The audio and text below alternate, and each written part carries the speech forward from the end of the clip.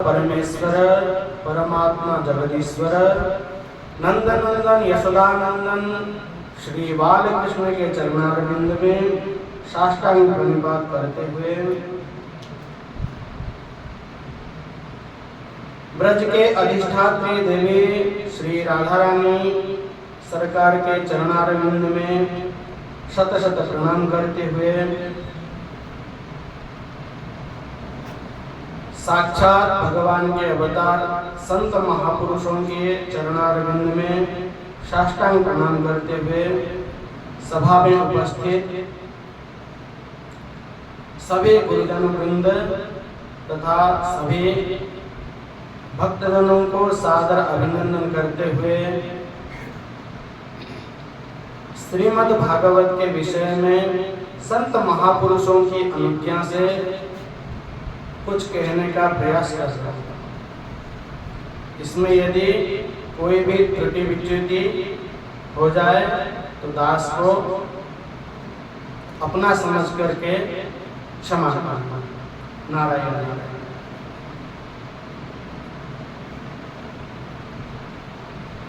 श्रीमद् भागवत कथा को श्रवण करने से पहले उनके महात्म्य के विषय पर चर्चा होती है कि श्रीमद् भागवत क्या है। जब तक हम किसी के महात्म्य के बारे में नहीं जानेंगे तब उसमें हमारी प्रीति नहीं होगी, रुचि उत्पन्न नहीं होगा, सुनने में श्रद्धा नहीं होगी। इसलिए पहले महात्म्यों का वर्णन करते हैं। महात्म्यों का पहला श्लोक वर्णन करते हैं। सच्चिदानंद रूपाय विश्वोत्पत्त्यादिहेतवे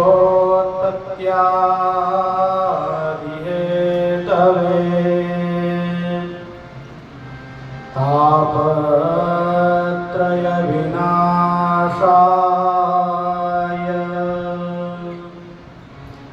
श्री कृष्णा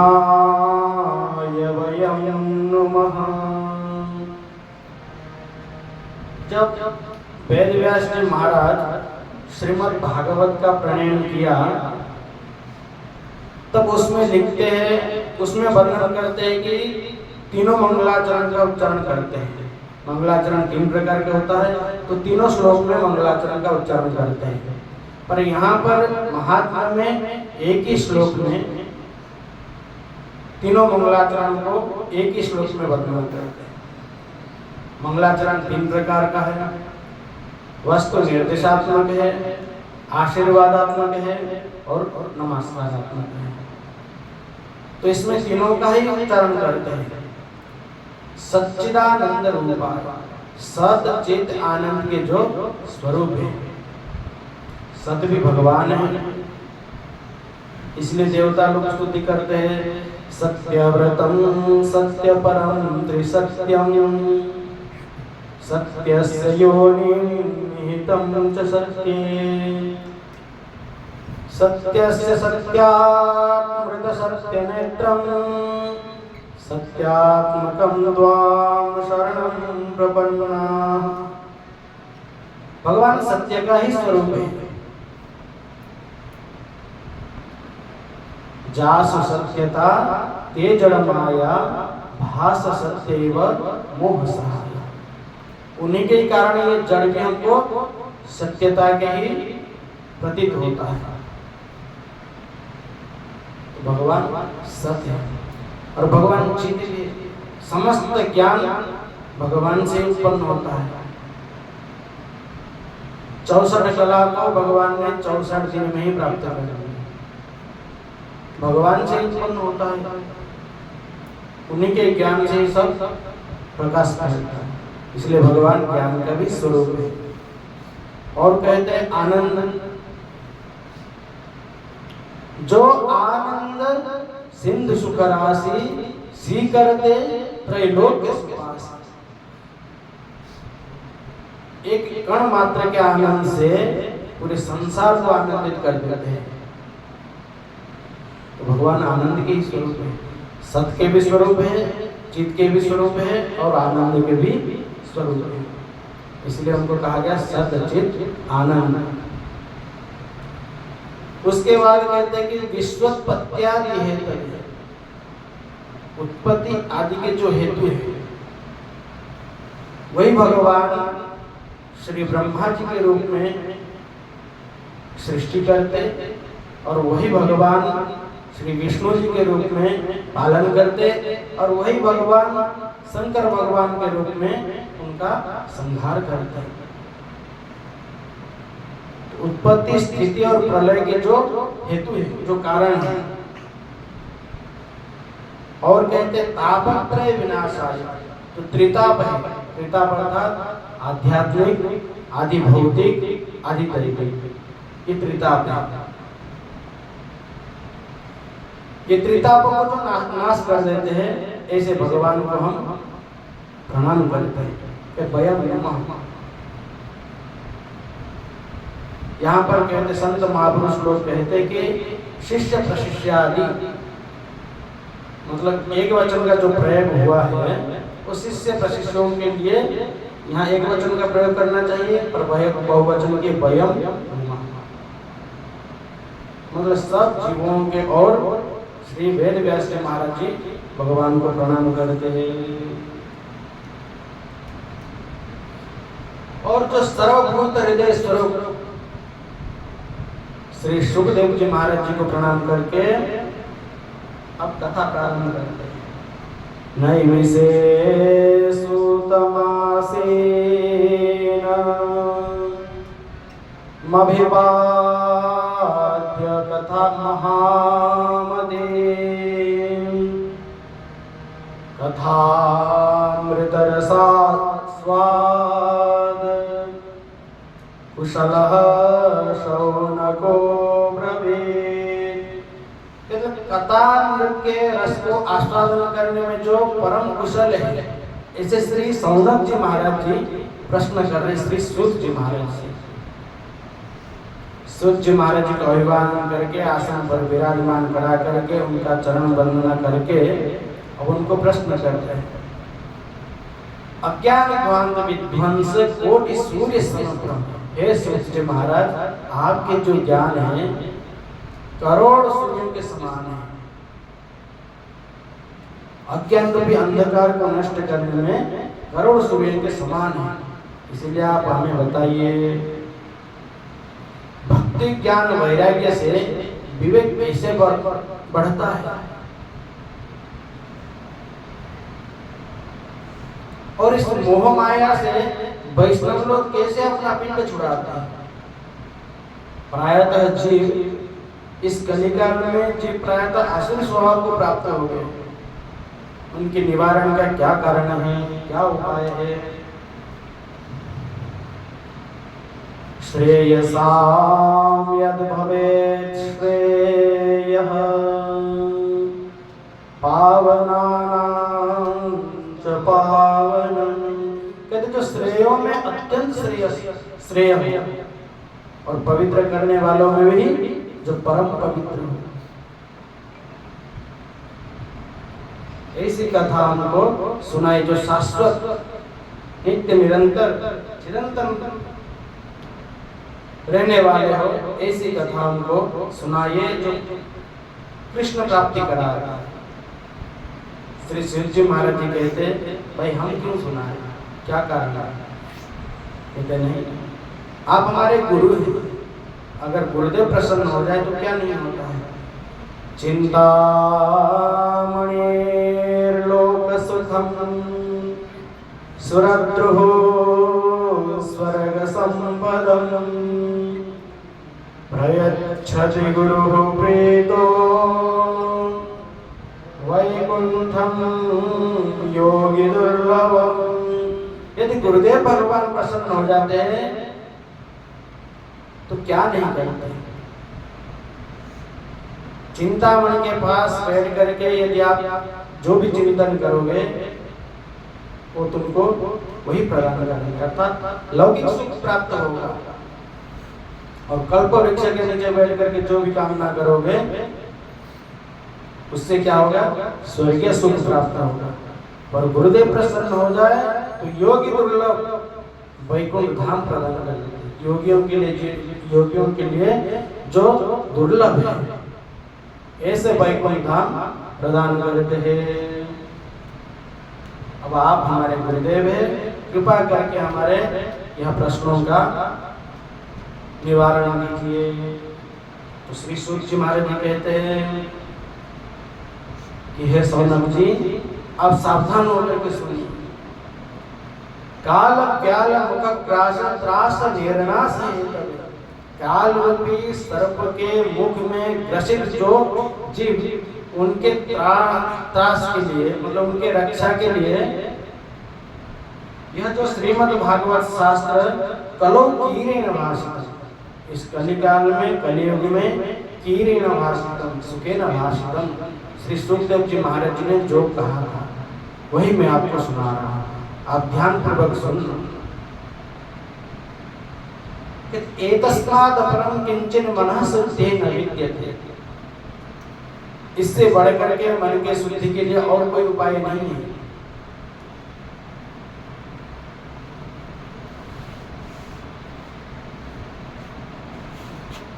जन्मांतरे भवेत् पुण्यम तदा भागवतम लभेत, जन्मांतरों का जब पुण्य उदय होता है तब भागवत सुनने का अवसर प्राप्त होता है।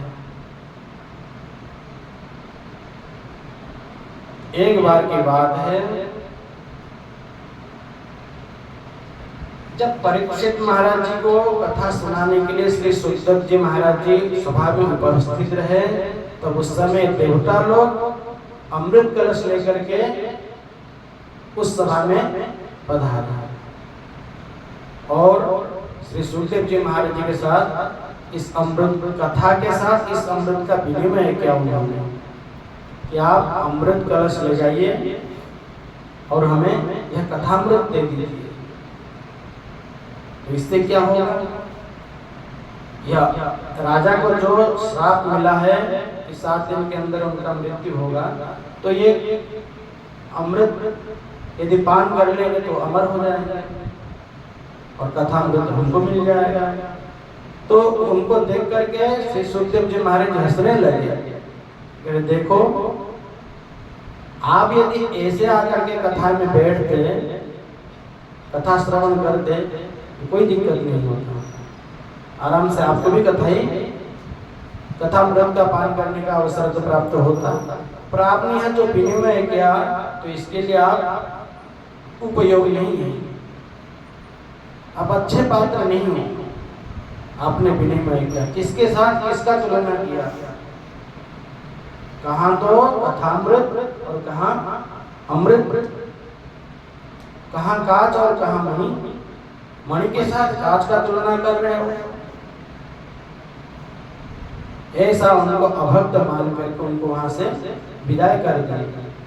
बोले तुम यह कथा के अधिकारी नहीं हो। ऐसे जो दुर्लभ कथा देवताओं की प्राप्त नहीं है, तो देवलोक में, ब्रह्मलोक में हाहाकार मच गया। यह कथा में क्या विशेषता है, श्रीमद् भागवत में क्या विशेषता है जो देवताओं को प्राप्त नहीं हुआ? सब बड़े विस्मय हो गए। 7 दिन के बाद जब श्रीमद् भागवत कथा को सुनने के बाद श्री परीक्षित जी महाराज जी का मोक्ष हुआ, तब सब आश्चर्य हो गए। आश्चर्य होकर के श्री पितामह ब्रह्मा जी ने तराजू लेकर तोलने लगे। सब साधनों को एक तरफ रखा और श्रीमद् भागवत जी को एक तरफ रखा। विवेक के रूपी बुद्धि से ही तोलने लगे। श्रीमद् भागवत का पलड़ा बहुत भारी हुआ, नीचे चले गए और सब साधन जितने भी शास्त्र ग्रंथ रखा गया था वो पलड़ा ऊपर उठने लगे। तो इससे पता चला कि श्रीमद् भागवत ही सबसे श्रेष्ठ है। तदा ऋषिगणाः सर्वे विस्मयं परमं ययौ, परम विस्मय को प्राप्त हो गए। पठनात् श्रवणात् सत्यो वैकुंठ फलदायकम्, श्रीमद् भागवत के पढ़ने से और श्रवण करने से क्या होता है कि वैकुंठ रूपी जो फल है वह प्राप्त हो जाता है। कि सप्ताह श्रुतम चैतन्य सर्वथा मुक्ति जाएगा। यदि सप्ताह रूप से इसको सुना जाए तो वह सर्वथा मुक्ति देने वाली हो जाती है। सनकादि पुरा प्रोक्तम नारदाय दया परिहि, दया परायण श्री नारद जी को सनकादियों ने सप्ताह सुनाया था। यद्यपि ब्रह्म संबंधात, पहले ब्रह्मा जी से उन्होंने सुन रखा था, भागवत उपदेशामृत के कारण उन्होंने सुन रखा था, फिर भी सप्ताह विधि जो है वो सनकादियों से प्राप्त हुआ। तो श्री सौनक जी महाराज जी कहते हैं कि महाराज अब देखा जाए कि सनकादि जो होते हैं वो तो विरक्त संत हैं, वो तो इधर उधर घूमते नहीं, ज्यादातर समय घूमते नहीं है। और नारद जी जो है वो भी परम विरक्त हैं, वो कहीं 2 घड़ी तो टिकते ही नहीं है, कहीं ठहरते नहीं है। इनका समागम कहाँ हुआ और सप्ताह विधि कैसे प्राप्त हुई, इसके बारे में हमें आप बताइए। तब श्री सूत जी महाराज कहते हैं, ऋषियों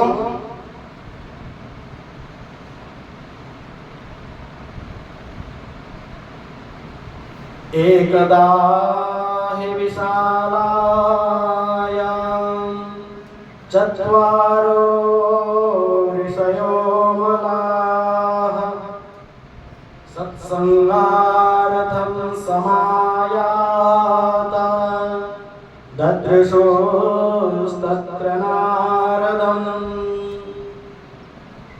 एक समय की बात है कि बद्री विशालपुरी में सनकादि जो चारों भाई भ्रमणार्थ सत्संगार्थ इच्छा से विचरण कर रहे थे। विचरण करते ही सनकादियों ने देखा श्री नारद जी महाराज जी, इनके भाई है नारद जी महाराज, तो इन्होंने जब देखा तो बड़े प्रसन्न हो गए। पर नारद जी महाराज जब पास आए तो देखे कि उनका मुख मलिन हुआ था, बड़े दुखी लग रहे थे। सनकादियों ने पूछा, क्यों भाई क्या बात है, क्या कारण है, दुख का क्या कारण है? कथम ब्रह्मण दीनमुखः कुतश्चित्तात् भवान् त्वरितं गम्यते कुत्र कुतश्चा गमनं तव। कहाँ से भागे भागे आ रहे हो आप? तो फिर बाबा जी क्या आपको जरूरत है इतनी जल्दी भागने की? कहीं आपका धन तो नष्ट नहीं हो गया? क्या चिंता है, आप हमें सविस्तार बताइए। अब श्री नारद जी महाराज जी कहते हैं,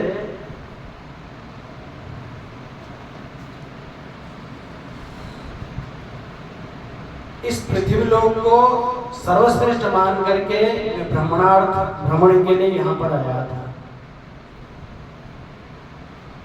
अहम तो पृथ्वी ज्ञातो ज्ञाता सर्वोत्तमामिति पुष्करं च प्रयागं च काशीं गोदावरीं तथा। मैं इस पृथ्वी को सर्वश्रेष्ठ मान करके यहाँ पर भ्रमण के लिए आया, यत्र तत्र भ्रमण करता रहा, पर नापश्यत् कुत्रचित् सर्वं मनः संतोष कारकम, मन को संतोष प्रदान करने वाला कहीं भी मेरे को कुछ नहीं मिला। मन शांत को प्राप्त हो जाए ऐसा कोई भी चीज दिखाई नहीं दी।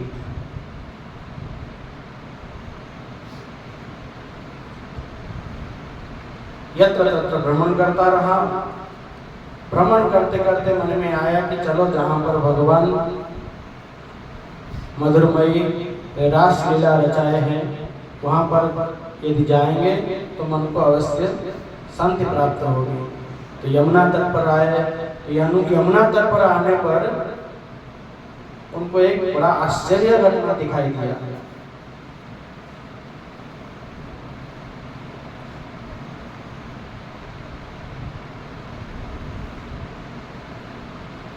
तत्राश्चर्यं मया दृष्टं श्रूयतां तन्मुनीश्वराः। हे मुनीश्वरों, उसको आप सुनिए। वहाँ पर एक आश्चर्य घटना देखा। एका तो तरुणी तत्र विषण्णा खिन्न मानसा। वहाँ पर एक तरुणी बैठी हुई थी और खिन्न मना होकर के बैठी हुई थी। उनके पास दो वृद्ध भी पड़े थे अचेत अवस्था में, और उनके पास कितनी दास दासियां उनकी सेवा में लगी थी। फिर भी वो जो देवी बैठी हुई थी वो प्रसन्न नहीं थी। मैंने उनको पूछा, क्या कारण, तुम कौन हो? कासितुम का विमोचेमा नार्या का पद्मलोचना, तुम कौन हो, यहाँ क्यों बैठी हो, और ये दोनों कौन हैं? ऐसे पूछने पर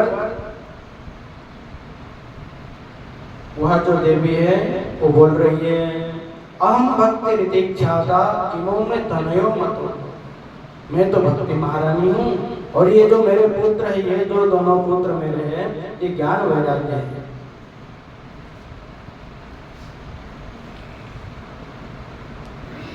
उत्पन्ना द्रविड़ेयम, द्रविड़ देश में उत्पन्न हुई, क्वचित क्वचित महाराष्ट्र गुर्जरे जीर्णताम गता, भ्रमण करते हुए कहीं कहीं मतलब गुजरात में गई और महाराष्ट्र में गई। गुजरात में जीर्णता को प्राप्त हो गई, मतलब मैं वृद्धावस्था को प्राप्त हो गई, और ये मेरे पुत्र जो ज्ञान वैराग्य वो भी वृद्धत्व को प्राप्त हो गए। वृंदावन पुनः प्राप्य नवीनेव स्वरूपिणी, वृंदावन को प्राप्त करके मैं नवीन अवस्था को प्राप्त हो गई हूँ। पर ये जो मेरे पुत्र है ज्ञान वैराग्य, ये अभी वृद्धावस्था में ही है। क्यों? वृंदावन में भक्ति महारानी की ज्यादा बोलबाल है, ज्यादा सब भक्ति मतलब भक्ति को ही श्रेष्ठ मानते हैं, ज्ञान वैराग्य की तो कोई बात ही नहीं। यहाँ के जो संत लोग हैं सब रसिक संत हैं, वैरागी संत भी है, पर ज्यादातर रसिक संत मिलेंगे। रस के उपासन वाले जो होते हैं वो ज्यादा मिलेंगे।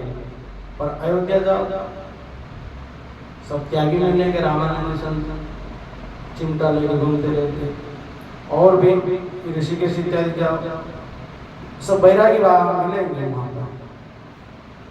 ज्ञान वैराग्य का यहाँ पर इतना कोई बोलबाल नहीं है, इसीलिए ज्ञान और वैराग्य दोनों वृद्धत्व को प्राप्त हो गए हैं।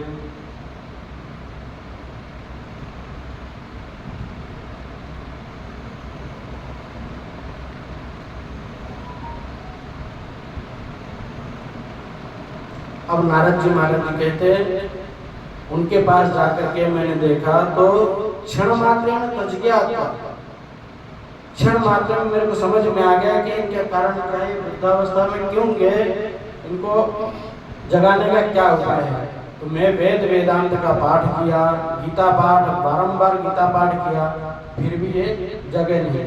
थोड़े से जमते जमा लेते फिर सो जाते, बहुत कोशिश किया फिर भी ये जगे नहीं। तो इसका क्या कारण है, मन में सोचते ही बड़ा दुख लगता था, क्या करें। तो मन में ऐसा सोचते ही श्री नारद जी महाराज जी कहते हैं कि हे बाले शृणुस्व वहिता बाले इगोयम दारुणो कलिहि तेन लुप्त सदाचारो योग मार्ग स्थापांसि। सदाचार लुप्त हो जाने के कारण यह अवस्था को प्राप्त हो गई, इसलिए तुम चिंता मत करो। यत्फलम नास्ति तपसा न योगेन समाधिना तत्फलम लभते सम्यक करो केशव कीर्तना। जो फल तपस्या से प्राप्त नहीं होता है और जो फल न समाधि से होता है न योग के द्वारा होता है, वह फल तत्काल भगवान के नाम संकीर्तन से ही प्राप्त होता है। बहुत अद्भुत महात्मा है।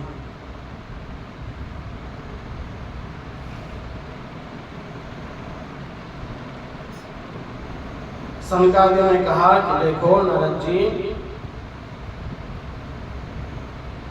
ज्ञान वैराग्य के जो वृद्धावस्था है उसको यदि दूर करना चाहते हो तो आपको कुछ सत्संग करना पड़ेगा, मतलब श्रीमद् भागवत का ही आयोजन करना पड़ेगा।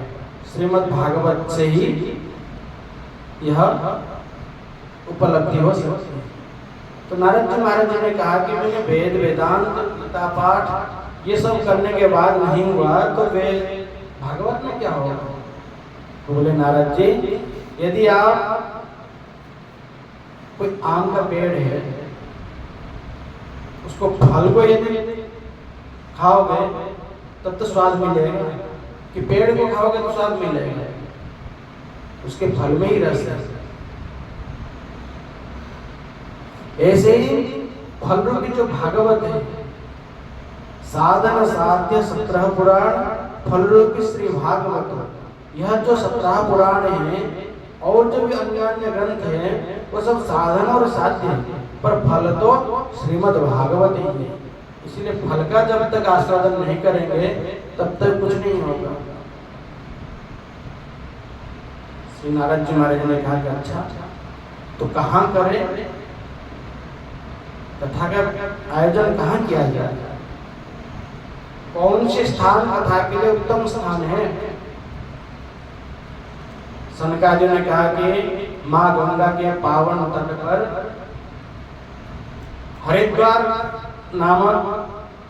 हरिद्वार में आनंद नामक एक घाट है, वहां पर कथा का आयोजन किया गया। जब सब ऋषियों को पता चला कि हरिद्वार में श्री नारद जी महाराज जी कथा करा रहे हैं और वक्ता श्री सनकादि हैं, चारों भाई वक्ता है, व्यासासन पर विराजमान है, सब संत वहां दौड़ते दौड़ते आए। भव्य आयोजन हुआ, संत महापुरुष पधारे, अखंड नाम संकीर्तन चला। भगवान के नाम संकीर्तन से ही सब कुछ लाभ होता है, इसलिए हम भी थोड़ा भगवान का नाम ही संकीर्तन करते हैं। गोविंद बोलो हरि गोपाल बोलो, गोविंद बोलो हरि गोपाल गोविंद बोलो हरि गोपाल बोलो, गोविंद बोलो हरि गोपाल बोलो,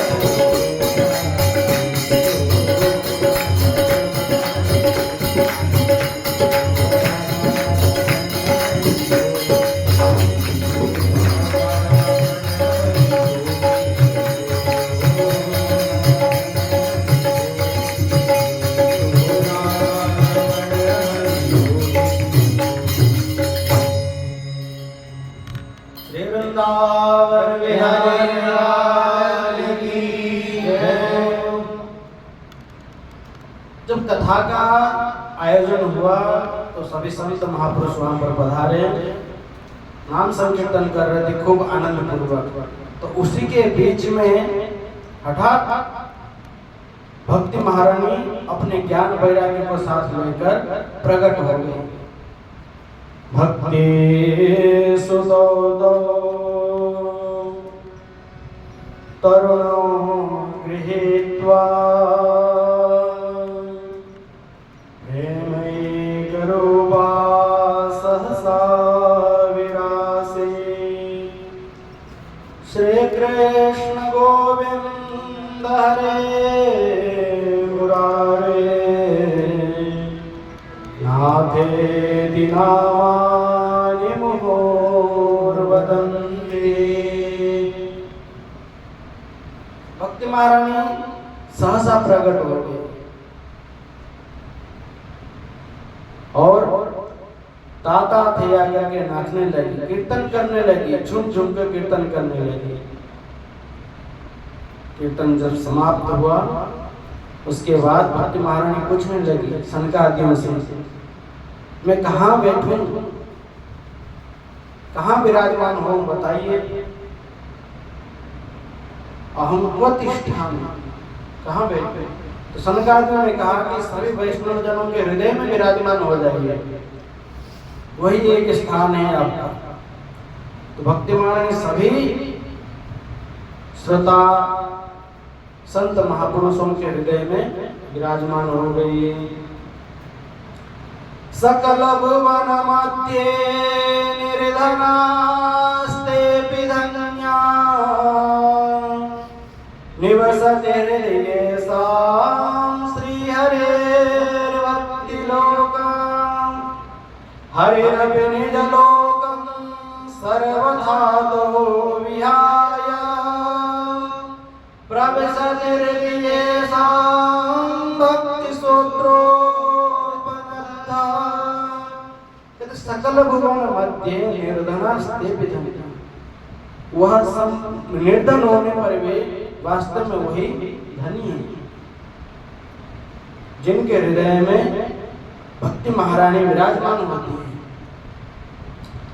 कहते हरि भगवान स्वयं भी अपने लोक को छोड़ देते हैं, अपने लोक को छोड़ करके उनके हृदय में विराजमान हो जाते हैं जिनके हृदय में भक्ति महारानी विराजमान होती है। श्री सूर्य जी महाराज जी कहते हैं, ऋषियों, अब देवर्षि नारद जी ने सनकादियों से कहा कि भगवान हमने प्रत्यक्ष देख लिया,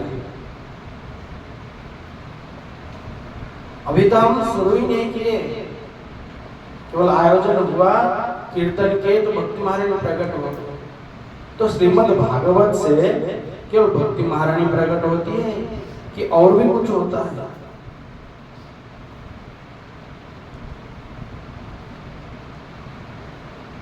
मैं यह प्रश्न करना चाहता हूं कि श्रीमद् भागवत के सुनने से अथवा और कोई ऐसा कोई मतलब पापी हो जो श्रीमद् भागवत को सुने और उसका पाप नष्ट हो जाए? के विशुद्ध्यन्ति वदन्तु मह्यम्। श्रीमद् भागवत को श्रवण करने के बाद ऐसा कौन जो शुद्ध हो जाता है? ऐसा कोई है क्या? श्री सनकादियों ने कहा, ये मानवाः पापकृतस्तु सर्वदा सदा दुराचाररता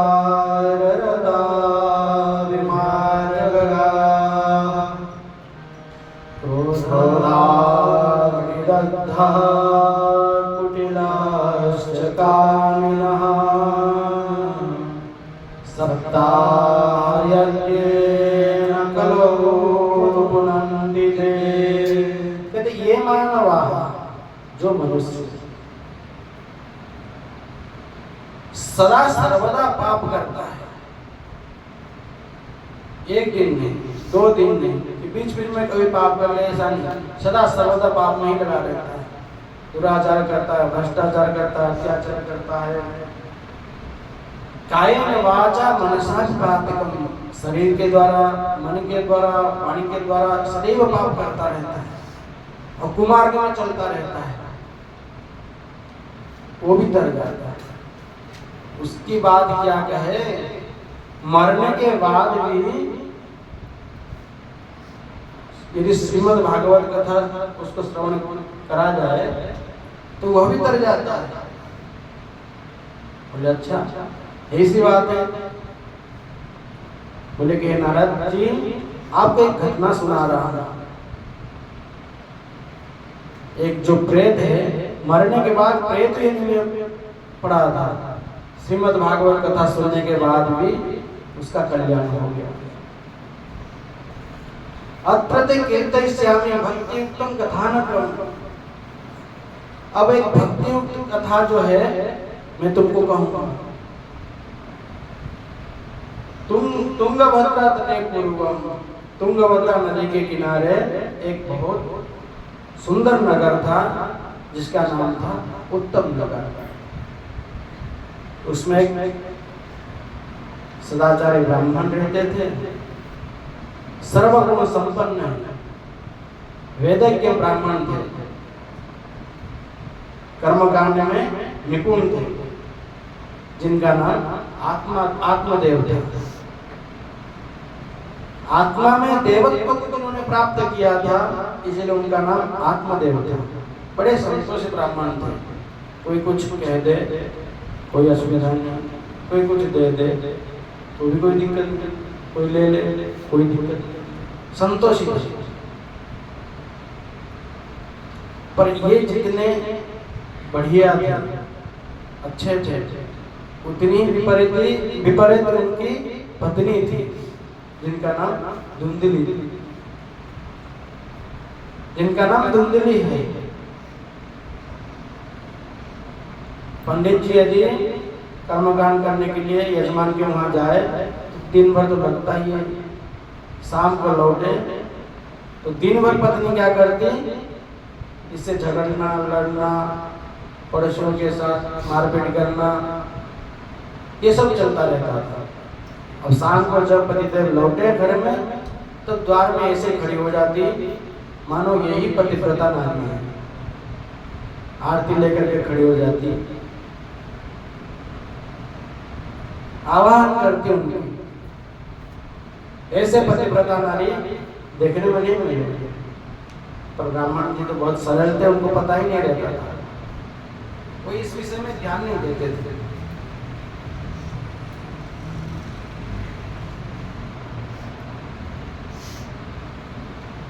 अब इतनी भक्ति कहाँ मिली? बंगाली भाषा में कहते हैं अति भक्ति चोरेर लक्षण। जो अति भक्ति दिखाए वो समझ लो कि इसमें कोई खोट है। परमात्मा को प्राप्त करने के लिए बनावटी भक्ति की आवश्यकता नहीं है, उसमें जो निष्कपट और निर्मल मन होना चाहिए। तो श्रीमद् रामचरितमानस में आया है, निर्मल मन जन सो मोहि पावा, निर्मल मन जन सो मोहि पावा, मोहि कपट छल छितन भावा, मोहि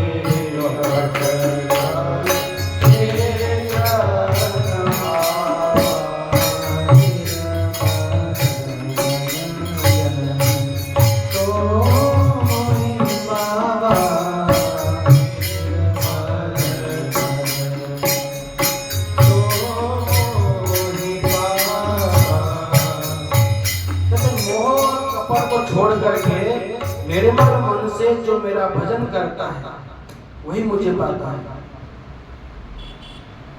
अंदर में कपट हो, राग द्वेष हो तो भगवान को प्राप्त नहीं कर सकता। भगवान को प्राप्त करने के लिए निष्कपट होना चाहिए, छल रहित होना चाहिए, तो वो भगवान को प्राप्त कर सकता है। पर ये जो बनावटी भक्ति है इससे प्राप्त नहीं होती।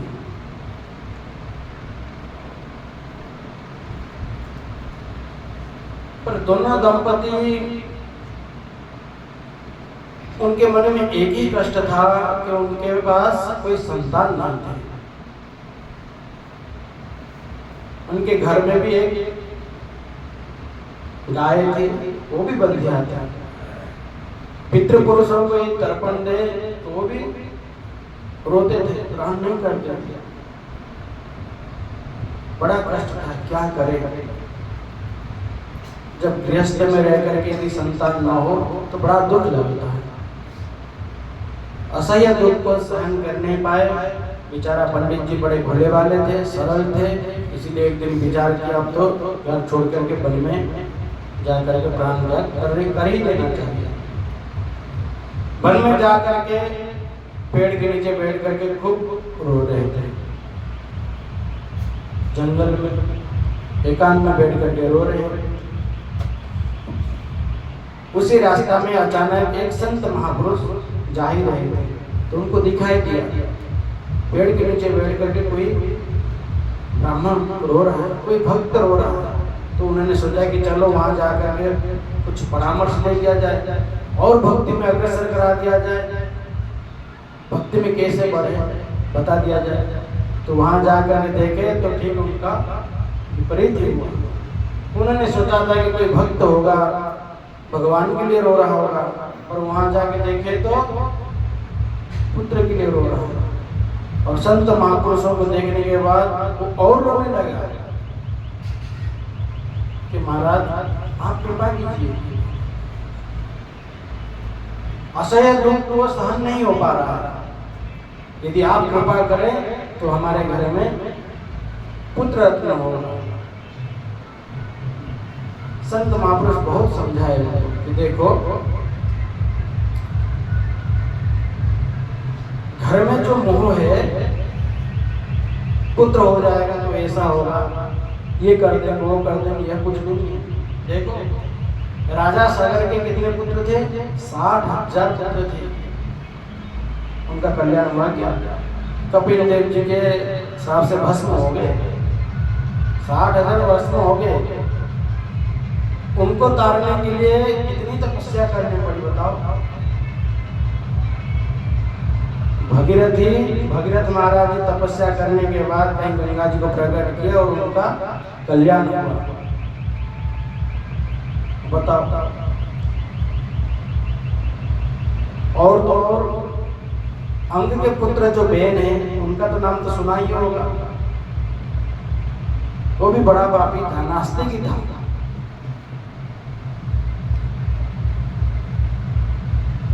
बेन बड़ा नास्तिक था, संत महापुरुषों को बहुत सताता था। यज्ञ हवन आदि किया जाए तो सब बंद कर देता था, कोई अनुष्ठान कार्य नहीं हो पाएगा, ऐसा नास्तिक था। ऐसा यदि पुत्र पैदा हो जाए तो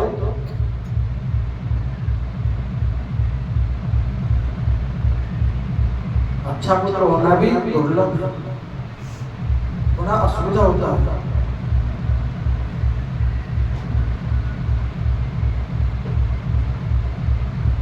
तो संतों ने उनको समझाया, खूब समझाया कि देखो भाई,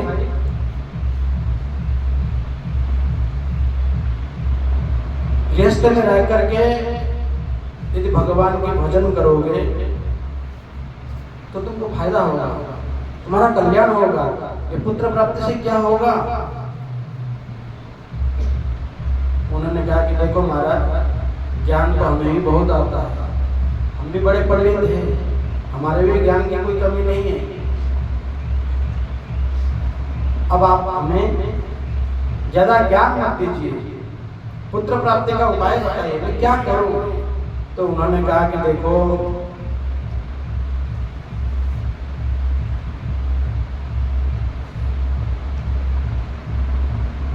आपके ललाट को देख करके मैंने समझ लिया, पढ़ लिया कि तुम्हारे इस जन्म में 7 जन्म तक तुमको भी पुत्र प्राप्ति का कोई संभव नहीं है, तुमको पुत्र प्राप्ति हो नहीं सकता है।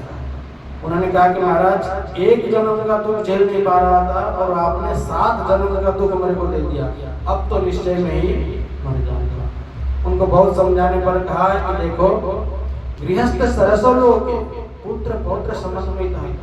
भाई गृहस्थ तो पुत्र पौत्र में जब समन्वित होता है, यदि पुत्र पुत्री है, तब तो उनको कितना अच्छा लगता है।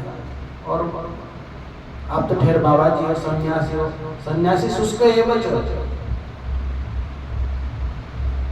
केवल ध्यान में बैठना आपको करना क्या है? आपके अंदर सरस नहीं होता है, आप तो सुखे ही रहते हैं। बताओ, उन्होंने सन्यासियों को मतलब बाबा जी को ज्ञान दे रहा है कि कुछ भी करो महाराज, आप हमें पुत्र प्राप्ति का उपाय बताओ। तो उन्होंने कहा कि चलो, एक फल उनको अभिमंत्रित करके फल दिया। उन्होंने कहा कि देखो, भगवान यदि चाहेंगे तो तुम्हारे घर में पुत्र रत्न प्राप्त होगा, पर नियम पालन करना, पत्नी को बोलना एक टाइम भोजन करे, शुद्ध पवित्रता से रहे और जीवों के प्रति दया रखे, झगड़ा इत्यादि न करे। और ये फल यदि खाए तो पत्नी खाएगी तो उसका अच्छा पुत्र होगा। ब्राह्मण सुनते ही संतों को प्रणाम किया और फल लेकर के घर चले गए और कहने लगे, देवी जी सुन रही हो, एक बढ़िया फल लेकर आया है, इसको यदि तुम खा लोगी तो तुम्हारा पुत्र रत्न होगा, ये लो। देवी जी पूछने पर ब्राह्मण ने सब कुछ सुना दिया, जो जो घटना हुआ था सब सुना दिया। उसके बाद देवी जी बोली, कोई बात नहीं, मैं खा लूंगी, आप अपना काम कीजिए। अब उनको पकड़ करके सोचने लगी, क्या करूं, खाऊं ना खाऊं। इतने में पड़ोस में आई और बहन बैठ करके क्या सोच रही हो? अरे पंडित जी कहीं से फल उठा के ले आए और बोले कि इसको यदि खा लोगी तो तुम्हारे पुत्र होगा। अब बताओ, ऐसा कुछ होता है? सही जी बोल रही है कि भाई तुम इसमें शंका क्यों कर रही हो, खा लो। यदि पंडित जी बोले, संतों ने दिया है, तो इसमें शंका क्यों करती हो?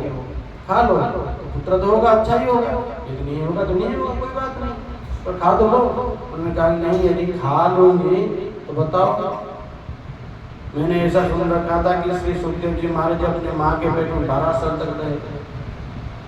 12 साल तो छोड़ो, 2-4 साल यदि रह जाए मेरे पेट में, बहुत गड़बड़ हो जाएगा। और गर्भावस्था में तो पत्नी जो नारी है वो भाग नहीं पाती है। मान लो कि अचानक घर चले गया, डाकुओं ने कुछ कर दिया तो भागना पड़ा, तो हम कैसे भागेंगे? और तो सब लोग तुम तो भाग जाओगे और मरना तो हमको ही है। इतना सोच करके उठपटांग सोचने लगी।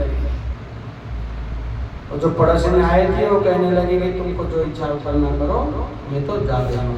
वो चली गई। अब ये सोचने लगी, क्या करूं क्या नहीं करूं। उस दिन तो खाई नहीं। उसके बाद उसकी बहन आ गई। और बहन कैसी हो तुम? तो क्या बताएं, पंडित जी कहीं से फल ले आए। अब ऐसे से कहने लगे, क्या करूं? बोले तुम चिंता मत करो, मेरे पेट में ही बच्चा है, मेरा जब बच्चा पैदा होगा तो मैं तुमको ला करके दे दूंगी, और यह फल तुम गाय को खिला दो, इसमें क्या है, कुछ थोड़ा सा धन दे देना मेरे पति को, वो चुप हो जाएंगे।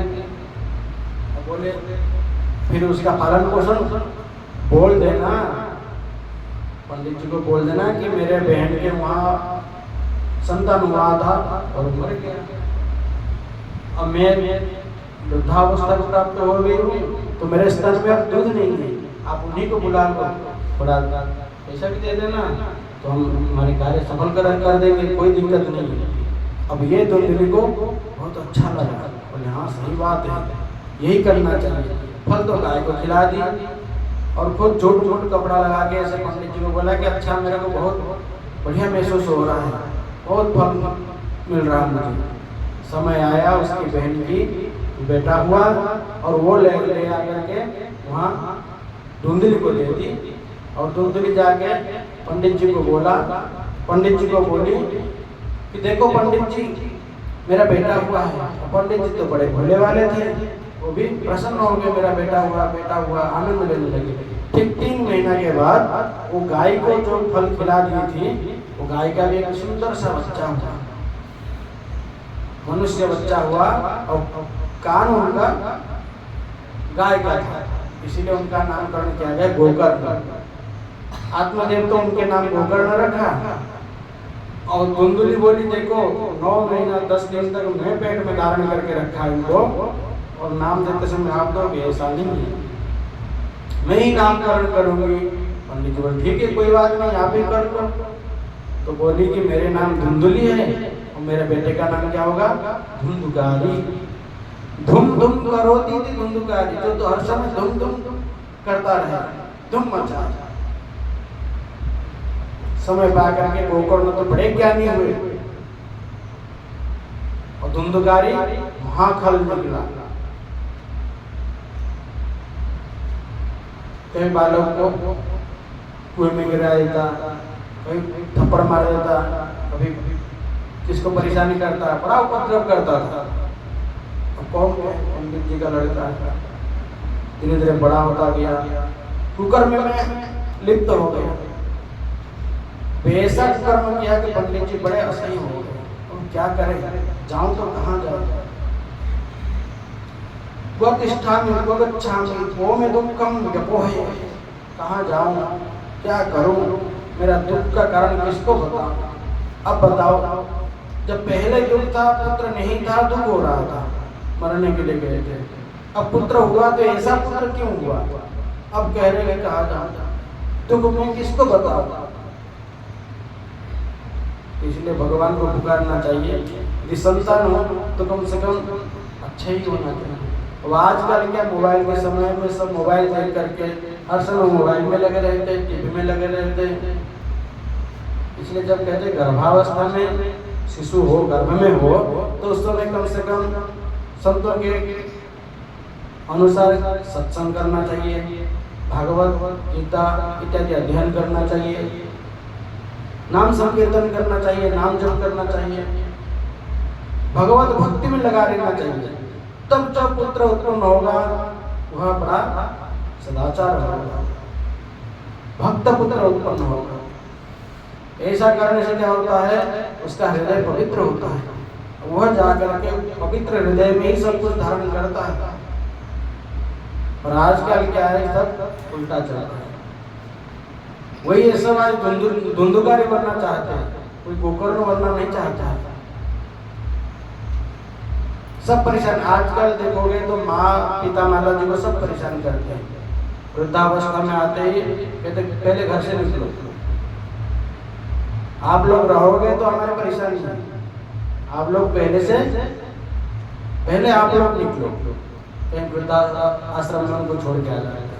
अब बताओ, जिन्होंने इतना परिश्रम किया, इतना कष्ट सहा, छोटे से बड़ा बनाया, सब कुछ सहन किया, उसका फल क्या है, घर से बाहर निकाल दो। अब घर भी उन्हीं का ही है। पिता माता इतने मतलब सरल होते हैं, इतने अपने संतान के लिए चाहते हैं, सब कुछ छोड़ के भी चले जाते हैं। अब क्या करें। तो पुत्र को समझना चाहिए कि भाई देखो, जिन्होंने हमको इतना कष्ट उठा करके, इतना कष्ट सहन करके हमको जन्म दिया, हमारा पालन पोषण किया, हमको क्या करना चाहिए। वो माँ है, पिताजी, बताओ कितना कष्ट सहानी है हम लोग के लिए, और हम क्या करते हैं, उनको शासन करते हैं। तो वही धुंधुकारी की स्थिति हो रहा है। इसलिए हम लोग को क्या करना चाहिए, गोकर्ण जैसे बनना चाहिए। गोकर्ण जी कितने महान थे। पिताजी ऐसे दुखी हो रहे थे, क्या करूं, कहाँ जाऊं, तो गोकर्ण जी आए, पिताजी इतने दुखी क्यों हो, क्या कारण है। जब गोकर्ण आत्मदेव जी ने बताया कि मेरा दुख का कारण बताओ, मैं क्या करूं, क्या कहाँ जाऊं, मेरे कुछ समझ में नहीं आ रहा है। तब श्री गोकर्ण जी महाराज जी कहते हैं, देस्तिमां सरुधिरे विमतिं त्यजत्वं जाया सुतादिषु सदा ममतां विमुञ्च पश्यानिशं जगदिदं क्षणभङ्गनिष्ठं वैराग्यरागरसिको भवभक्तिनिष्ठ। कहते हैं पिताजी, यह जो देह अस्थि मांस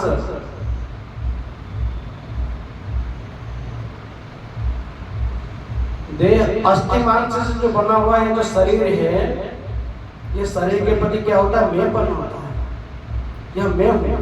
और शरीर के नाते जितने भी संबंध है उनके प्रति क्या होता है? ममता। यह मेरे हैं, मैं और मेरा। मैं हूँ श्री भगवान का, मेरे श्री भगवान, अनुभव यही करते रहो, तज ममता अभिमान। ममता और अभिमान को छोड़ करके सदैव अनुभव करते रहो कि मैं भगवान का हूँ और भगवान मेरे हैं। तो जो मैंपन शरीर में हुआ है और मेरापन शरीर के नाते संबंधियों में हुआ है, उनको तुम त्याग दो। यही मैंपन भगवान में लगा दो। मैं भगवान का हूँ और भगवान मेरे हैं। इतने में ही कल्याण हो जाएगा। हे नाथ, हे मेरे नाथ, मैं आपका हूँ, आप मेरे हैं। परम श्रद्धेय स्वामी श्री रामसुखदास जी महाराज जी की अमोघ वाणी थोड़ी थोड़ी देर में कहते रहो, हे नाथ, हे मेरे नाथ, मैं आपको भूलूं नहीं। इतने में ही सब साधन बन जाएगा, कोई असुविधा नहीं है।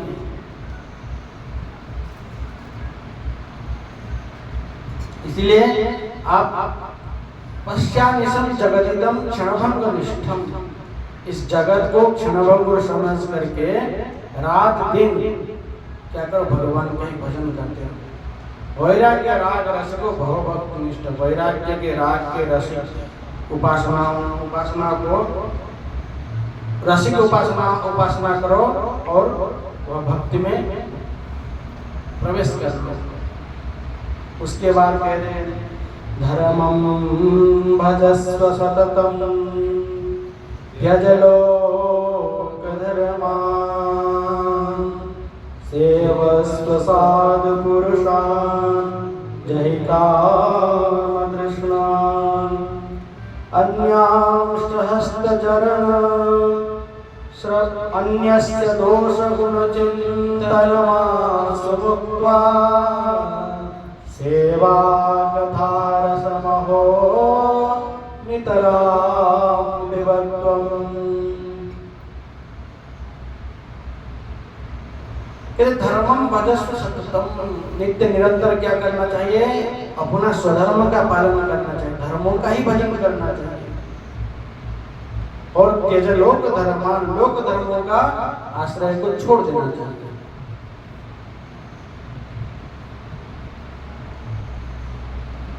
स्वधर्मे निधनम श्रेयः परधर्मो भयावहः।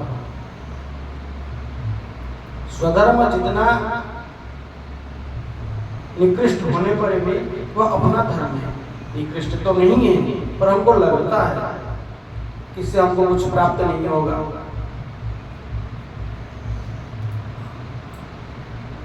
पर परधर्म तो भयावह है, उसमें तो लगी नहीं सकती। इसलिए निरंतर क्या करना चाहिए? अपने स्वधर्म का ही पालन करना चाहिए और साधु महापुरुषों का सेवन करना चाहिए। सेवन अर्थात उनके साथ सत्संग करना चाहिए। अन्यस्य दोष गुणचिंतनमासु मुक्त्वा, दूसरों के दोष को और गुणों को भी आंसू देखता मतलब शीघ्र ही छोड़ देना चाहिए। दूसरों के गुण भी दिखना नहीं चाहिए, दोष तो देखना ही नहीं चाहिए, गुण भी नहीं देखना चाहिए। दोष देखोगे तो भी बंधन में पड़ जाओगे, गुण देखोगे तो भी बंधन में पड़ोगे। इनको दूसरा केवल भगवान के साथ ही अपना संबंध होना चाहिए।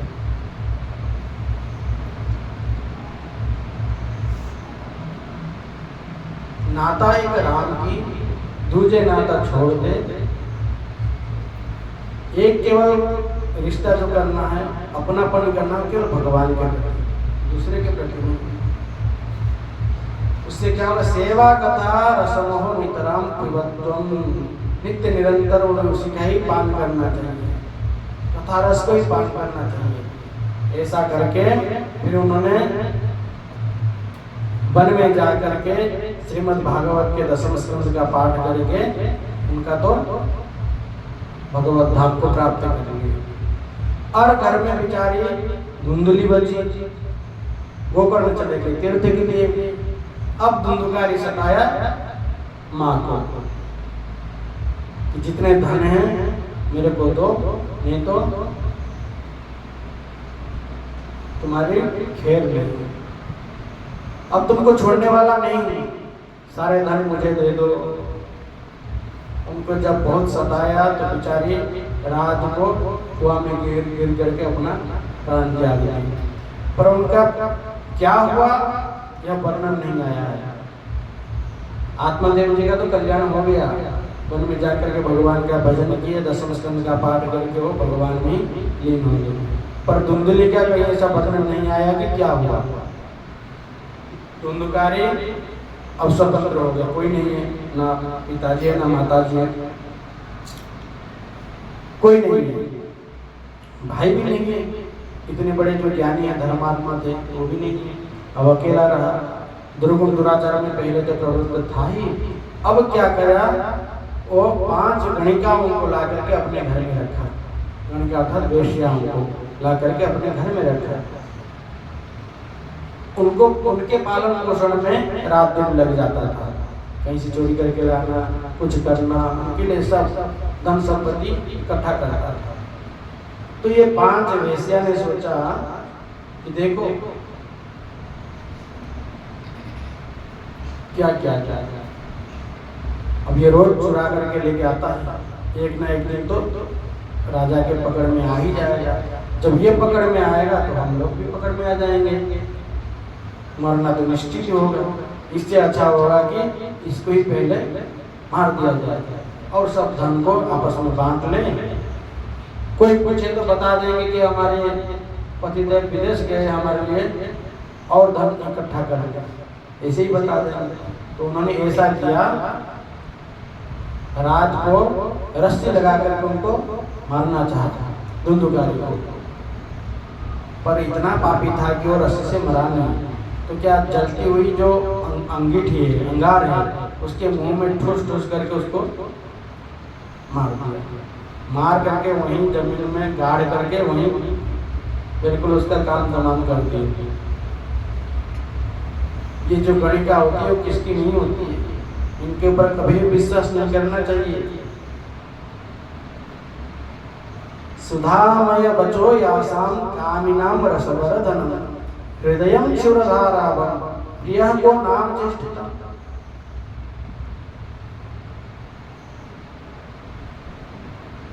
इनके तो मुख जैसे लगता है कि बिल्कुल कमल की तरह है, पर इनके हृदय जो है वो खूर की तरह है, बिल्कुल पेना है। एक बार इनके चंगुल में आ गए तो काम खत्म, अब नहीं, उसमें से बचना बड़ा मुश्किल है।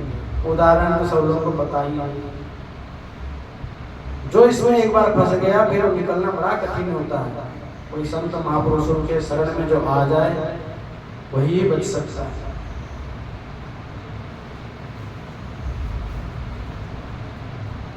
अब कहते हैं कि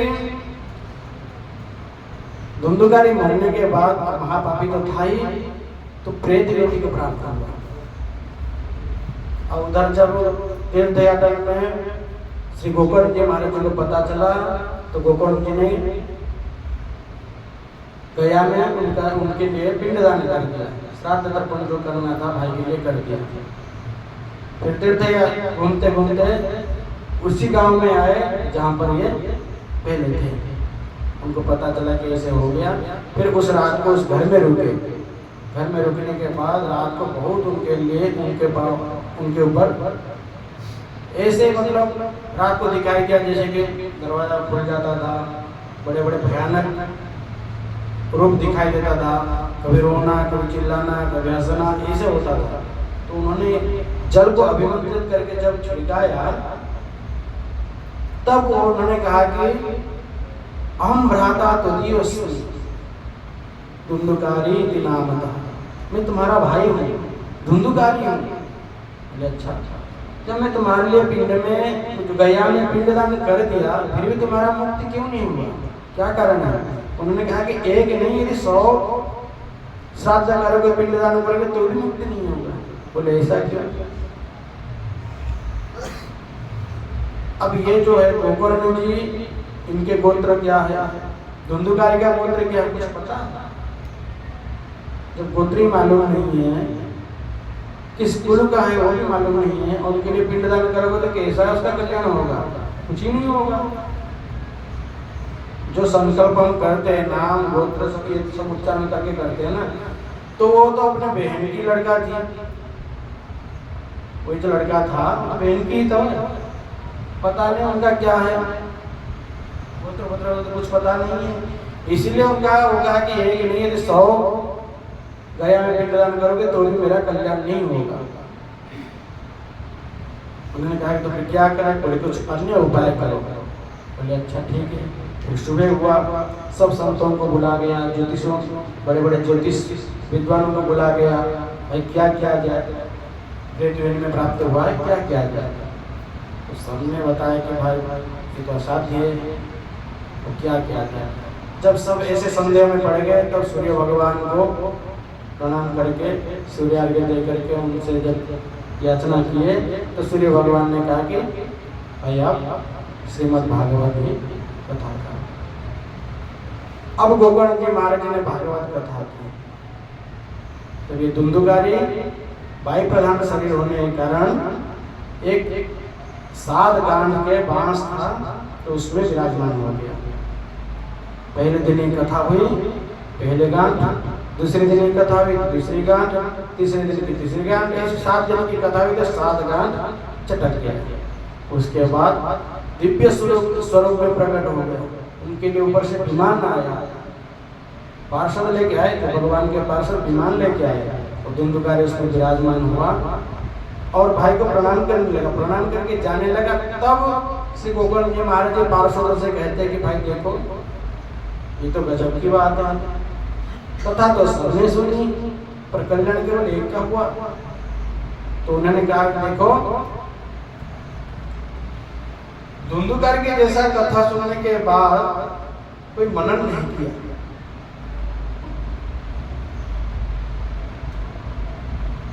धुंधुकारी क्या करता था? कथा सुनता था और मनन करता था। अब ये लोग कथा सुनने के बाद क्या करते थे? चले गए अपना कार्य में। तो अदृढ़ं च हतं ज्ञानं प्रमादेन हतं श्रुतं संदिग्धो यतो मंत्रो व्यग्रचित्तो हतो जपः। जब वो ज्ञान में दृढ़ता न हो, फिर ज्ञान किस काम की नहीं है। प्रमाद से सुना गया जो भी सत्संग हो, कीर्तन हो, जो भी सुना जाता है, कथा हो, तो काम में नहीं आता। प्रमाद पूर्वक है, लगता तो नहीं सब सुनता हूँ, पर जितने सुनने वाले उनको पूछो कथा कैसी लगी, तो वो लोग कहेंगे नमक नमक जैसे लगे। अब इसकी बात तो हम कल करेंगे। अब कह रहे कि संदिग्ध हो या तो मंत्र में यदि संदेह हो, गुरुदेव ने मंत्र दिया कि बेटा इस मंत्र का जाप करो तो तुम्हारा कल्याण हो जाएगा, पर मन में संदेह है, सच में कल्याण हो जाएगा? बताओ, मंत्र में संदेह है, गुरुदेव के प्रति विश्वास नहीं है, तो क्या कल्याण होगा? और कहते व्यग्र चित्तो हतो जपः, जप करते समय व्यग्र चित्त होकर के दौड़ दौड़ कर जप करना, मेरे को तो नियम पूरा करना है, इतना नियम लिया हूँ इतना पूरा करना है, उससे भी कोई फायदा नहीं है। उससे अच्छा 2 माला जपना सदा, 16 मंत्र महा, नित्य नियम लगा करके 2 माला जपो, बढ़िया से करना। ये नहीं कि हमको 2 माला ही जपना है, तो उससे अधिक करना है, पर बढ़िया से करना है। और हर समय गुरुजनों के प्रति विश्वास रखना चाहिए। गुरुदेव जो कहते हैं उसमें दृढ़ रहना चाहिए। विश्वास हो गुरुवाक्येषु स्वस्मिन् दीनत्व भावना मनदोष जयश्चैव कथायां निश्चला मतिः। गुरुवाक्य में सदैव विश्वास होना चाहिए। श्री धन्नाजी महाराज जी अपने बालक समय में छोटे अवस्था में उनके जो कुल पुरोहित थे, गुरुदेव थे, वो त्रिलोचन, उनका नाम त्रिलोचन था। वो कहीं ऐसे तीर्थ यात्रा के लिए गए थे, वहां से आए तो इनके घर में एक दिन के लिए रुके और वो शालिग्राम की सेवा करने लगे। शालिग्राम की सेवा को देख करके श्री धन्ना जी जो भक्त थे उनका मन नम गया। उन्होंने जाके श्री गुरुदेव को कहा, गुरुदेव मुझे भी ऐसा भगवान दीजिए, मैं भी सेवा करूंगा। और जाट परिवार के थे, उन्होंने समझाया छोटा बच्चा है, पर जिद्दी करने लगे कि नहीं मुझे सेवा करनी, आप मुझे भगवान दीजिए। पिताजी बोले देखो हमारे परिवार में ऐसा नहीं होता है, हम सेवा नहीं कर पाएंगे। वो तो साधु संत लोग करते हैं, ब्राह्मण लोग करते हैं, हम तो जाट परिवार के हम सेवा नहीं कर सकते। पर बालक अवस्था में जो एक बार अंदर में घुस जाए वही छाप रहता है। इसलिए जो करना है ये सुनहरा अवस्था है, बालक अवस्था। अब नहीं करोगे और 2-4 साल बीत जाएगा, उसके बाद कर ही नहीं पाओगे। जितने बड़े बड़े देखो, यदि उनको करना चाहो तो कर नहीं पाता। छोटे छोटे जो कर लेते हैं, बड़े बड़े कर नहीं सकते। और उनके अंदर में घुस गया था कि नहीं मुझे भगवान मिलना चाहिए, मैं भगवान का सेवा करूंगा। तो फिर उन्होंने कहा कि चलो कोई बात नहीं, हम तुमको कल देंगे। आज तुमने सेवा कर लिया, अब तुमको सेवा में कल देंगे। तो नदी में गए थे स्नान करने के लिए, तो वहाँ एक काला सा पत्थर, बड़ा थोड़ा सा, वो शालिग्राम से थोड़ा सा बड़ा, उनको उठा के ले आए। और सिंहासन में ऐसे जैसे हमारे ठाकुर जी विराजमान हैं, ऐसे उनको विराजमान कराया।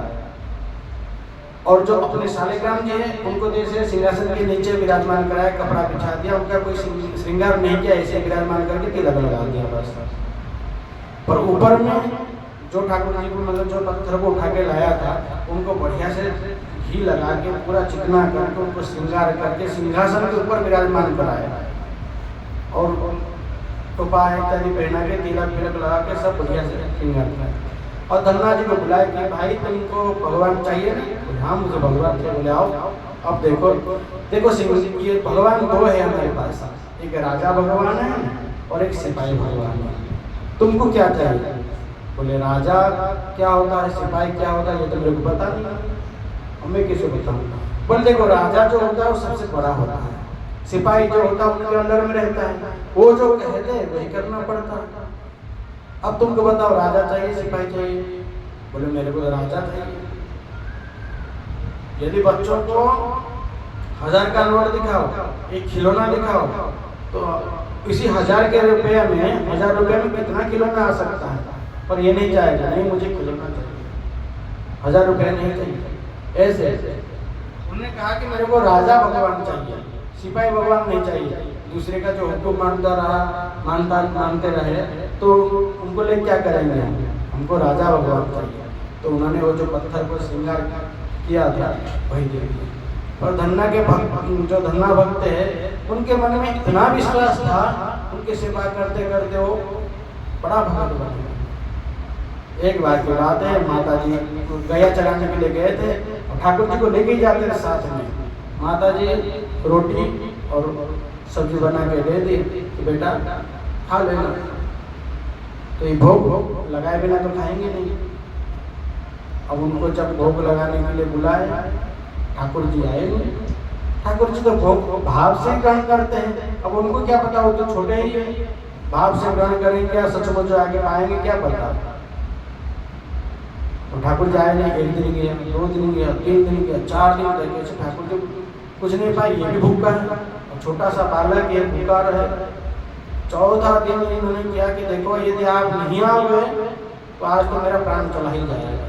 4 दिन हो गया मैं कुछ खाया नहीं, आपको इतना भी दया नहीं आती है बताओ। ठाकुर जी रिझ गए, सरल भक्त के ऊपर ठाकुर जी रिझ गए, तुरंत प्रकट हो गए बोले अच्छा अच्छा, थोड़ा सा लेट हो गया, कुछ कार्य में व्यस्त था इसलिए आ नहीं पाए। बोले कोई बात नहीं, आप तो पाओ। ठाकुर जी पाने लगे। माता जी 4 रोटी भेजी थी और 2 रोटी तो खा ली, तीसरी रोटी खाने के लिए जा ही रहे थे तो धन्ना भक्त हाथ पकड़ लिया कि भगवान मेरे तरफ तो थोड़ा दृष्टि दीजिए, मैं भी तो 4 दिन से भूखा हूँ, क्या आप अकेले भूखे हैं, मेरे लिए तो कुछ बचाए। बोले ठीक है तुम पालो। अब ऐसे रोजाना चला। भगवान बोले देखो ऐसा तो हम फ्री में नहीं खा सकते, हमको कुछ कार्य दो, सेवा तो हम सेवा करेंगे तब तुम्हारा भोजन करेंगे, नहीं तो हम फ्री में करेंगे नहीं। धन्ना बोला क्या भोजन क्या कार्य दिया आपको? बोले तुम जो गाय चराने के लिए आते हो ये मैं बहुत पहले से करता था, मेरे को गाय चराना बहुत बढ़िया था, मैं गाय चरा रहा हूँ। बोले ठीक है तुम आप गाय चराओ, मैं पिताजी के साथ में खेत में काम करूँगा। तो भगवान गाय चराते थे, मतलब इस द्वापर युग में भगवान तो कृष्ण बन करके गाय चरा रहा है और उसके बाद धन्ना भक्त की वहां गाय चराया। फिर ऐसा कहीं सुनने में नहीं आता कि भगवान ने गाय चराया है। भक्तों की वहां केवल धन्ना के भक्त वहां गाय चराए भगवान। अब भगवान गाय चराते थे, ये पिताजी के साथ खेत में ही काम करते थे। कुछ दिन के बाद ऐसे घूमते घूमते वही गुरुदेव आके पहुंच गए और उसी के बीच में धन्ना जा करके धन्ना भगवान से बोला कि प्रभु आप मेरे साथ रोजाना खेलते हो, घूमते हो, खाते हो, पीते हो, सब कुछ करते हो, पर मेरे को कभी गोद में नहीं बैठा है कि आप मेरे गोद में कभी नहीं बैठे हो, मेरे को कभी आलिंगन नहीं किए हो, क्या कारण है? उन्होंने कहा कि देखो आपको अभी तक कोई संत ने अपनाया नहीं, जब तक संतों ने नहीं अपनाया तब तक मैं भी अपना नहीं मानता हूँ, सब कुछ करता हूँ बोले लेकिन अपना नहीं मानता हूँ। तो उन्होंने कहा कि अच्छी बात है, बताओ कहाँ मिलेंगे संत? तो उस समय रामानंद आचार्य थे, काशी में रहते थे। उन्होंने कहा कि जाओ, भगवान ने कहा कि जाओ तुम उनसे दीक्षा लो, तब हम तुमको आलिंगन करेंगे। तो उन्होंने तुरंत काशी चला गया। काशी में जाकर के रामानंद आचार्य जी से दीक्षा ग्रहण की। उसके बाद आए ठाकुर जी के साथ, उनका आलिंगन हुआ। ठाकुर जी बड़े प्रेम से भक्त के साथ मिलते थे। एक दिन की बात है, त्रिलोचन जब उनके गुरुदेव आए और पूछने लगे, बोले कि अब तो मन मान गया होगा, अब ठाकुर जी बात थोड़ी कर रहा होगा, भूल गया होगा। पूछने लगे यार ठाकुर जी कैसे? बोले बहुत बढ़िया है। क्या कर रहे हैं? गाय चरा रहे, गाय चरा रहे ठाकुर जी तुम्हारे।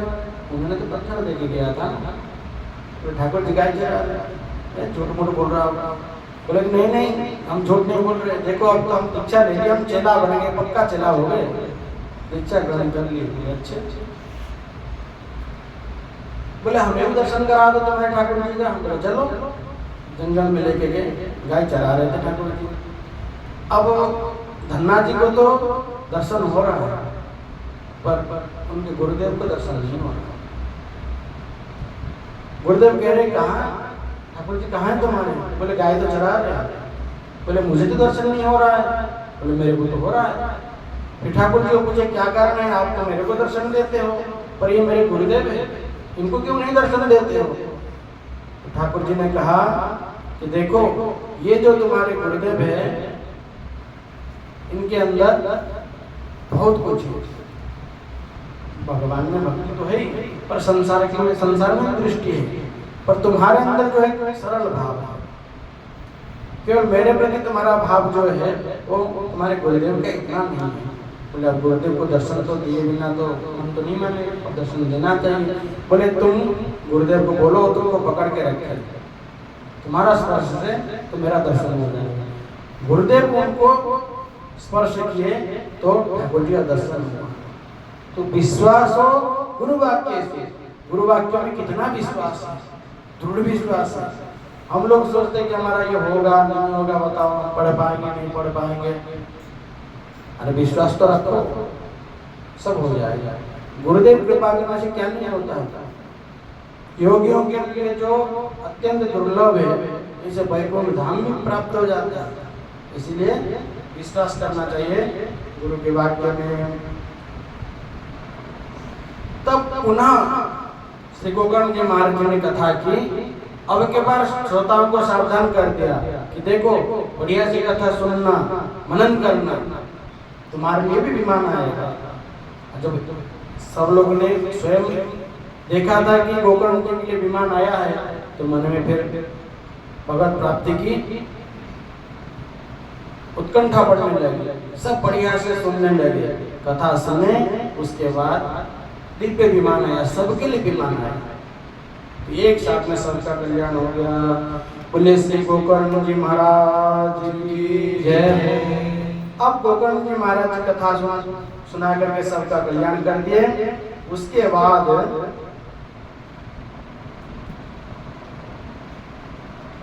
श्री सोमनाथ जी महाराज कहते हैं कि महाराज एक अंतिम प्रश्न और हम पूछ रहे हैं कि भागवत कथा में पान करने के लिए हमें क्या करना चाहिए, उसकी विधि क्या है, कितना रुपए खर्च करना चाहिए। सब लोगों को प्रायः यह लगता है कि भाई भागवत कथा कराएं तो बहुत पैसा लगता है, इतना पैसा हमारे पास कहाँ है। सबके मन में यही होता है कि पैसा। अब बताओ किसके पास पैसा नहीं है? सबके पास पैसा है पर्याप्त मात्रा में, पर पैसा खर्च करने का वो दिल नहीं है, हृदय नहीं है उनके पास, पैसा खर्च ही नहीं कर पाएगा। तो इसलिए भागवत में कहा कि देखो लड़की के शादी में जितना खर्च करते हो उतना ही धन खर्च करना चाहिए भागवत कथा में।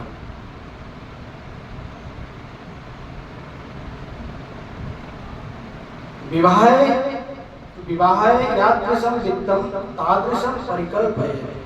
विवाह में जितना भी तुम धन खर्च करते हो उतना ही धन खर्च करना चाहिए। श्रीमद् भागवत कथा सबको बुलाना चाहिए, निमंत्रण देना चाहिए। यदि सकाम अनुष्ठान हो तो उसमें क्या करना चाहिए, ज्योतिष को बुला करके बढ़िया सा मुहूर्त निकाल करके उसको करना चाहिए और सुंदर व्यासपीठ का निर्माण करना चाहिए। किसी वैष्णव साधु को वक्ता रूप से निमंत्रण देना चाहिए। आजकल तो कहना नहीं, हर कोई वक्ता बन जाता है, पर यह अधिकारी नहीं है। बड़े बड़े संत महापुरुष भी कहते हैं ब्राह्मण को अधिकार है और संत महापुरुष ये कथा बांध सकते हैं, पर आजकल सब कथा के लिए वेश बदला देते हैं। इससे पतन होता है, उत्थान तो नहीं होता। इसीलिए किसी वैष्णव साधु पुरुष को ही वक्ता बनाना चाहिए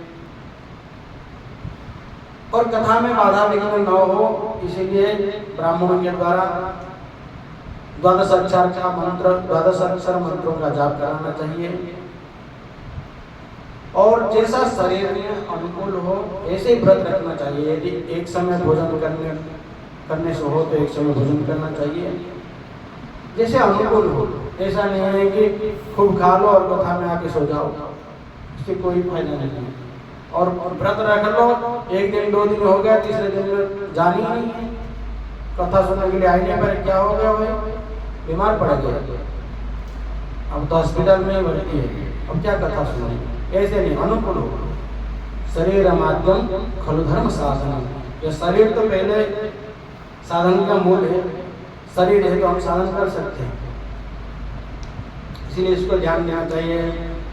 और वक्ता में साक्षात सुखदेव जी के ही स्वरूप को ही ध्यान देना चाहिए कि वक्ता जो है हमारे स्वयं श्री सुखदेव जी महाराज जी के ही अवतार है।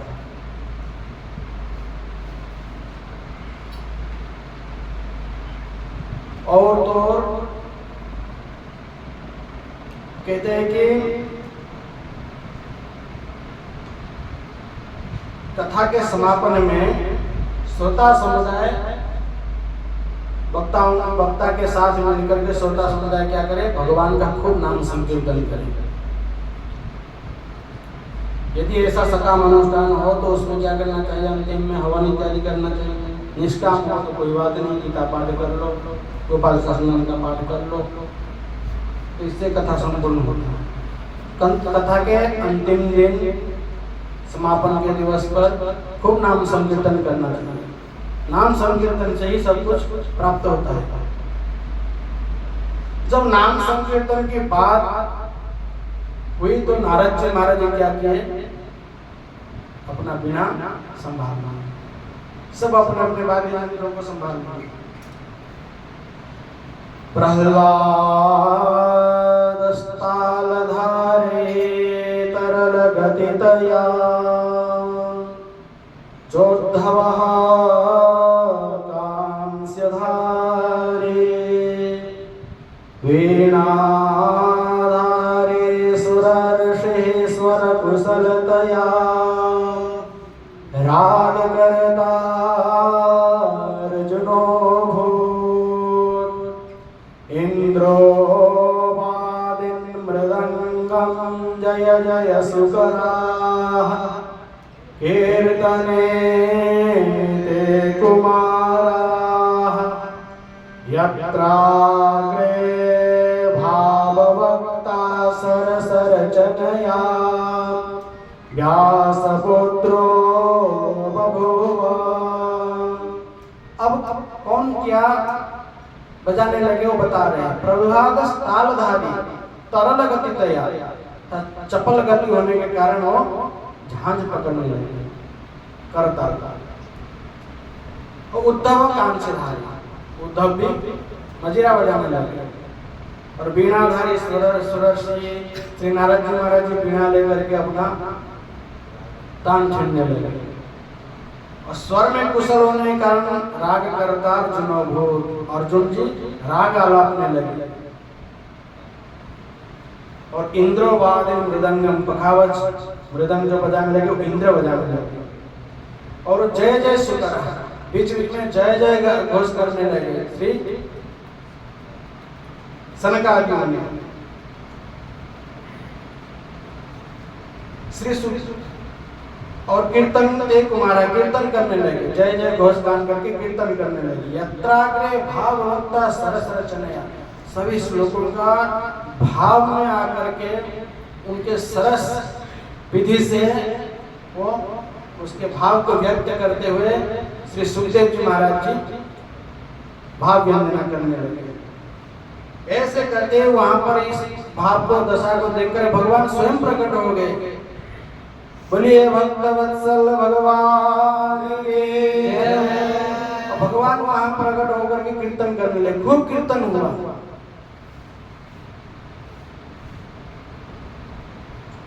भगवान अकेले नहीं, अपने परिवार के साथ ही प्रकट हुए। और अद्याप जहां पर भगवत चर्चा होती है वहां पर भगवान स्वयं अपने पार्षदों को लेकर के वहां पधारते हैं। भागवत में लिखा है सब पार्षद आके वहां पर विराजमान हो जाते भगवान के साथ। तो भगवान के नाम संकीर्तन में क्या नियम होता है। इसीलिए आज हम कथा को यहाँ विश्राम देते, पुनः फिर आगे कथा करेंगे और कीर्तन करेंगे। हरे कृष्णा कृष्णा कृष्णा हरे हरे राम हरे कृष्णा कृष्णा कृष्णा हरे हरे हरे राम हरे राम हरे हरे कृष्णा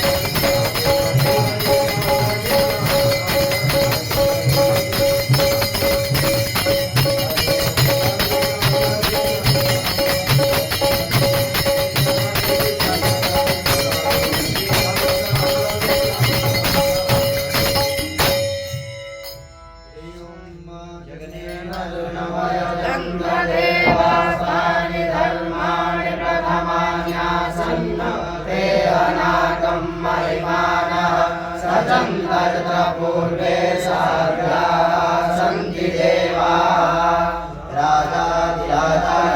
यशयसाहिने नमो वयं वै श्रवणाय कुर्महे समे कामान् कामकामाय मह्यं कामेश्वरो वै श्रवणो ददातु कुबेराय वै श्रवणाय महाराजाय नमः एकदन्ताय विद्महे वक्रतुण्डाय धीमहि तन्नो दन्तिः प्रचोदयात् उग्रवीरं महाविष्णुं ज्वलन्तं सर्वतोमुखं नरसिंहं भीष्णं भद्रं मृत्युं नमाम्यहम् उग्र नरसिंहाय विद्महे वज्रनखाय धीमहि तन्नो श्री नरसिंहः प्रचोदयात् वेदान्तनाथाय विद्महे हिरण्यगर्भाय धीमहि तन्नो श्री ब्रह्म प्रचोदयात् महालक्ष्मी च विद्महे विष्णुपत्न्यै च धीमहि तन्नो लक्ष्मी प्रचोदयात् सेवन्ति कामकुलचम्पकपाटलाब्जे पुण्णागरातिकरवेलरसालपुष्पै बिल्वप्रवालतुलसीदलमञ्जरीभिः त्वां पूजयामि जगदीश्वर मे प्रसीद नानासुगन्धिपुष्पाणि यथा कालोद्भवानि च पुष्पाञ्जलिर्मया दत्ता गृहाणा परमेश्वरः दिव्यमन्त्रपुष्पाञ्जलिं समर्पयामि श्रीमद्भागवत महापुराणाय नमः श्री योगेश्वराय नमः बोलिए श्री वृंदावन बिहारी लाल की जय हो श्रीमद्भागवत महापुराण की जय हो श्री वेदव्यास भगवान के श्री सुखदेव भगवान के श्री व्यास जी महाराज के श्री शालग्राम तुलसी महारानी के श्री वृंदावन धाम के आज के परमानंद के धर्म के अधर्म का प्राणियों में विश्व का गौ माता के यज्ञेश्वरी वेद लक्षणा गौ माता के गौ हत्या सत्य सनातन वैदिक धर्म के सब संतन के सब भक्तन के सब विपरन के श्रीमद् भागवत महापुराण सप्ताह ज्ञान महामहोत्सव के जय जय श्री राधे श्याम जय जय श्री सीता नमः